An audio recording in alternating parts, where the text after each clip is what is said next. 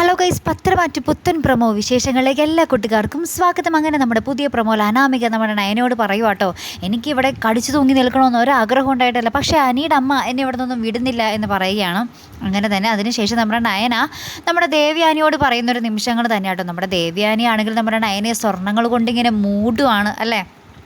അപ്പോൾ നമ്മുടെ നയന പറയുന്നുണ്ട്, എനിക്ക് ഇത്രയും സ്വർണ്ണമൊന്നും വേണ്ട അമ്മേ, അമ്മ തരുന്നത് ഞാൻ ഇടും, പക്ഷേ എനിക്ക് അത്ര സ്വർണ്ണത്തോട് അത്ര ഭ്രമമൊന്നുമില്ല എന്ന് പറയുന്നുണ്ട്. അപ്പോൾ ദേവയാനി ഇങ്ങനെ നോക്കുമ്പോൾ നമ്മുടെ അനാമിക ഇതൊക്കെ നോക്കിക്കൊണ്ട് നിൽക്കുന്നുണ്ട്.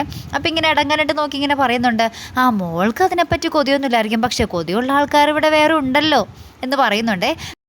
പിന്നെ ഇതൊക്കെ കണ്ട് നമ്മുടെ അനാമിക നമ്മുടെ ജാനകിയോട് പോയി പറയുന്നുണ്ട്. അപ്പോൾ ജാനകി ആണെങ്കിൽ അതിലും കൂടിയൊരു നെക്ലസ് എടുത്ത് നമ്മുടെ അനാമികയുടെ കഴുത്തിലിട്ട് കൊടുക്കുന്നുണ്ട്. എന്നിട്ട് മോൾ ഒരിക്കലും തോറ്റു പോകരുതെന്നൊക്കെ പറയുന്നുണ്ടേ.